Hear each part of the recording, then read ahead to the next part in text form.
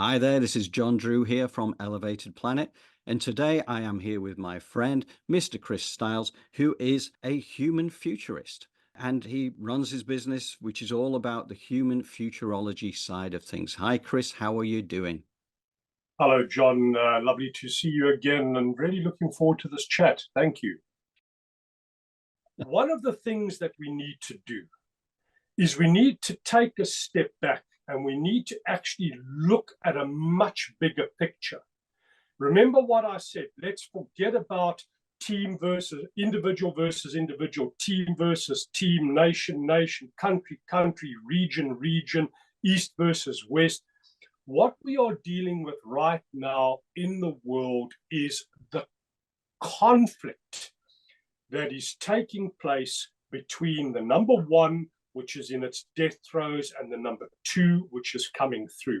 And therefore, we are moving into a world which is going to be all about cooperation, collaboration, peace, harmony, working together, looking for a greater equilibrium. And John, this is going to throw the world of business as we know it into a state of complete chaos, because as much as people would love to deny this, the world of business throughout the world is governed by one thing and one thing only, and that is greed. Uh, And that actually needs to be that business operating model around greed, profit at all costs, return on investment. Yes, there needs to be an ROI. I am not anti-capitalism, John, but I am anti-greed. And the problem is that capitalism has actually become greed. yeah. And that can no longer be tolerated. This is where I am absolutely singing off the same hymn sheet as the likes of Sir David Attenborough and the threat to the environment and all of this. And the only way that this is going to happen is through this number two consciousness smashing the number one. And as I say, John, the sooner it happens, the better. Totally. Yeah, everything is about balance, right? Everything is about balance in the universe, in the world. It's kind of the way we're supposed to live life is in harmony with the planet. That was an ideal forgotten about a long time ago. Many decades. There's been so much damage done that if we don't get into that number two energy soon, then there'll be nothing left, right? I mean, that's effectively the way it's going. But the reason I feel so excited about 2024 and beyond is because this is what we've got to go. We've got to go through the chaos. But the chaos is here for a reason. The chaos is here to take us to where we need to go. We need to get back into balance. We need to get back into harmony. But one of the things you were talking about as well, in terms of the knowledge side of things and wisdom, and I think that there's a crucial thing there within education. I think we've been educated to kind of like just follow on this idea that capitalism and greed is good and competition is good, right? Rather than fostering something that is kind of encouraging more collaboration, collaborative thinking. Because in the schools, they teach knowledge. What is knowledge? Okay, knowledge is important because you're actually finding out that, 2 plus 2 equals 4. It doesn't tell you why 2 plus 2 equals 4. You just got to remember 2 plus 2 equals 4. The more important thing that doesn't get taught is wisdom, right? Knowledge and wisdom together are vital. If you teach knowledge without the wisdom, all you're doing is you're programming people. You're programming people to follow a pattern that you've set for them. You give them wisdom, and you look at, the wisdom's been around for ages. You go back to the wisdom of the ancients, right? I think they were so much more wise in many ways. And, you've only got to look at our convoluted laws these days, whichever democracy, as we kind of call it, has out there to govern the way that we act. It's just total nonsense. The fact is, you go back to look at the way that the Native Americans used to run their culture.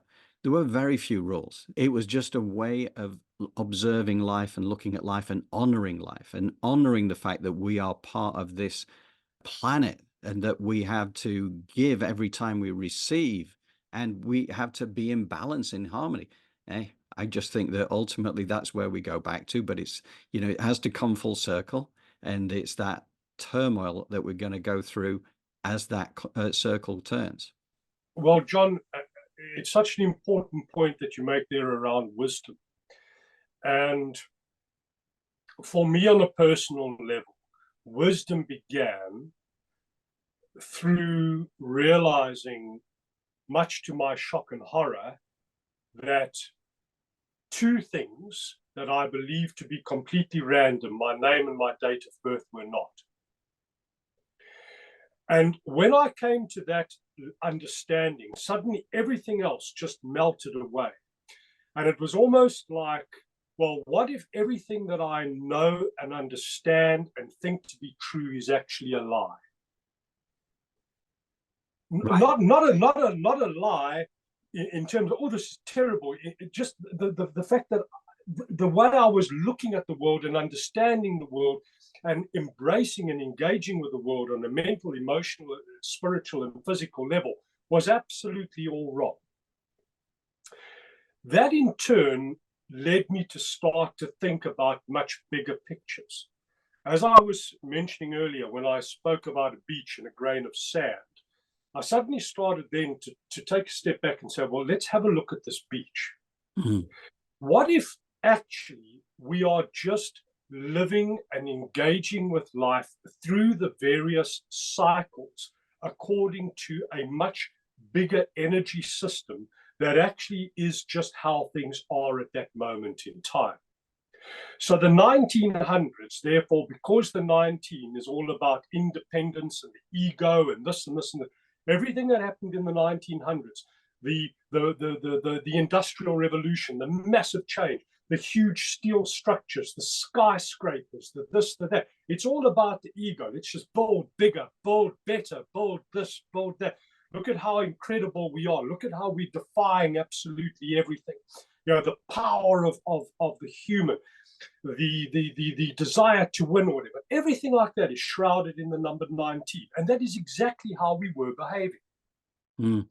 Yeah. Now we go into 20, and all of a sudden, everything changes because 20 is actually 2 and a 0, emotions amplified. Now, John, you spoke about chaos. You know, during this 100 years, what is the year that carries the greatest amount of amplified emotions? There are 2 years. 2002, because it's got the 2 doubled up and the 2 zeros, and 2020. Right. So the thing is, 2020 resulted in this, probably one of the greatest emotional upheavals that any of us who are living today have experienced. But if you look at it architecturally, and if you look at it energetically, and if you remove yourself from the shock and the horror and the this and the that and this, and what if COVID and coronavirus was nothing more than the mechanism through which this anxiety, this shock, this horror, was actually introduced into the system? What if it was just purely the vehicle? Now what we're doing, John, is we're now, you talk about elevated planet. That is your baby. That is, what you live, sleep, eat, and drink. An elevated consciousness aligning with elevated planet means that we start to look at events that are taking place, not as being right or as being wrong, but what if the event is the mechanism through which something has to be experienced by all people alive on Earth at that moment in time? Yeah. Now you're elevating yourself, if you will, above the situation. Now you are starting, I believe, to think about everything through a completely different set of lenses. Now you are starting to look after your mental sovereignty. There are billions of people saying that it's this. There are billions of people saying that it's a conspiracy theory. There are billions of people saying that this was done to basically introduce poverty and scarcity and chaos into our lives. All of these things. What if you actually rise above all of those human-based arguments and start to think about the fact, well, hold on a moment, what if we are just merely going along with this energetic cycle? And according to this energetic cycle and what it is coded for and what it needs to deliver and what it needs to shape, etc., we experience things with and through that. Mm. The moment we go into 2030, John, everything changes, because now the 2020s have gone, which is these years of extreme chaos and emotions and upheaval. The moment you go into 2030, now the number 3 appears. The number 3 is creation.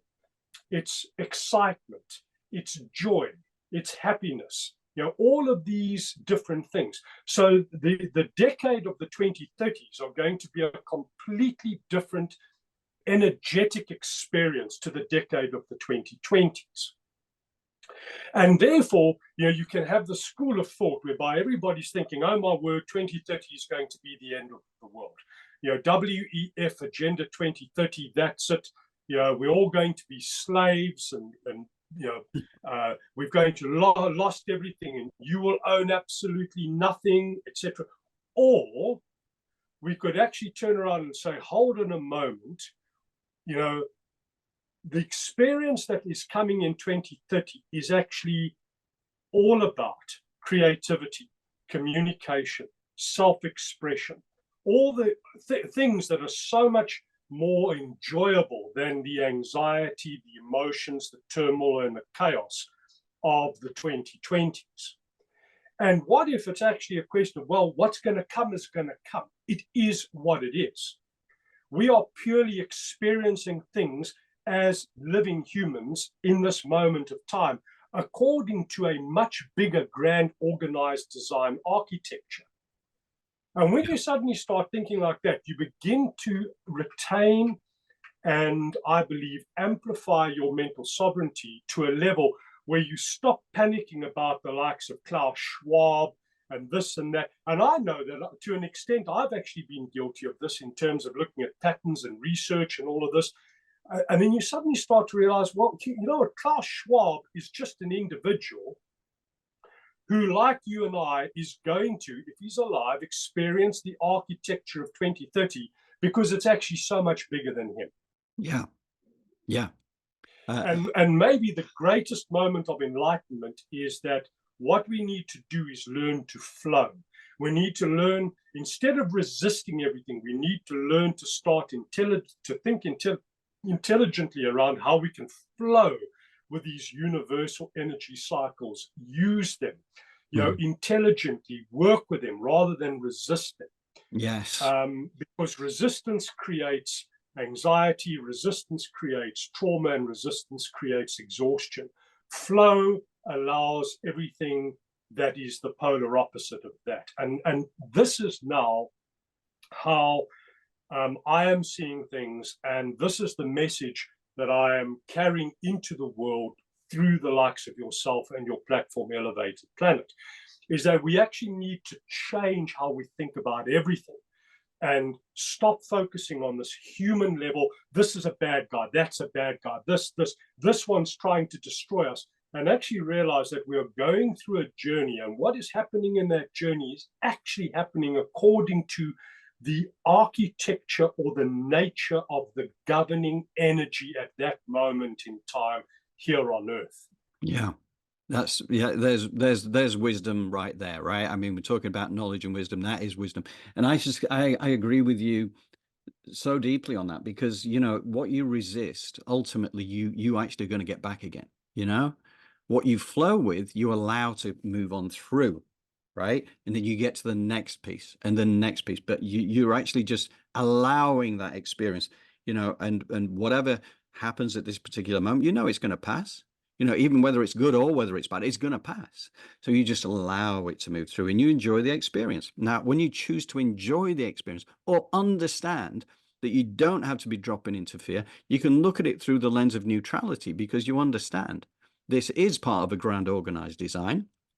Therefore, all you are doing is you're witnessing and experiencing something, and you can take the perspective, a higher perspective, that enables you not to drop into the fear agenda. If you're being fed a narrative which is not there to serve you, then you don't follow that narrative, right? You, as you say, become an independent thinker. You or your own guru, right? And it's interesting because, like, one of the things that Elevated Planet is moving to in 2024, we're beginning our own thing where, you know, we're now in our third year. And we've now reached the stage. 2024 is a pivotal year for us because this is where we start to explore on a sideline. We're still going to have plenty of free information out there, but we're starting to explore the nature of consciousness and what it is to be human. Okay. Two very important things, because this is looking at the whole thing. And this is why, you know, I love what you do with us at Elevated Planet, because to me, you know, what you present here, again, is this ludicrous idea, if you like, that your name and your date of birth actually give you a mathematical blueprint that your life revolves around. I know it to be true. I've seen it. I've seen it evidenced time and again. I love what you do. But from a mainstream perspective, you look at that and you think, well, who would believe that? Well, we know Nikola Tesla believed that, absolutely believed that. And the man was a genius, right? Now, not only him, but you go back in time and history over the thousands of years, look at the Egyptians, you look at all these kind of ancient civilizations, they knew this stuff at a deep level. Now, there's a lot of wisdom that's been lost. And I think it's time we reclaimed some of that wisdom. Get away from the knowledge, get away from the, you know, the 2 + 2 = 4. Understand why 2 + 2 = 4. Understand the rationale behind what is going on. What is this all about? You know, what is the nature of consciousness? Why is a mathematical blueprint reality? You know, and what does that mean for us? How can we leverage that? How can we live in more peace and harmony and community and joy through using this by understanding who we are and why we're here? So that's a journey we're going to kick off. And I love the fact that, you know, you as a human futurist are going to be, you know, working with us. And I love what you do. And I would, you know, say to anybody who's intrigued by what Chris is doing, and Suzanne as well on the team at Human Futurology, explore it. You know, you can contact me at johndrew@elevatedplanet.life. You can contact Chris. I'm going to put Chris's details here. You're going to get his email address. You're going to get the website, and you can go and explore it directly through Chris and Suzanne as well. It's a journey of exploration. Everybody needs to experience these things for themselves, because I think this is the time coming up is all about discernment. It's about realizing that the narratives that we've been fed for a long time are not there necessarily to serve you. Let's have a look at it and explore, you know, as we move into this next pandemic and the one after that, who's pulling the strings? Why is this happening? Understand it, and understand you do not have to drop into fear. Understand that this is part of, as you say, Chris, the grand organized design. This is what is triggering us from one era into a much more interesting and better and more joyous era. Exciting times.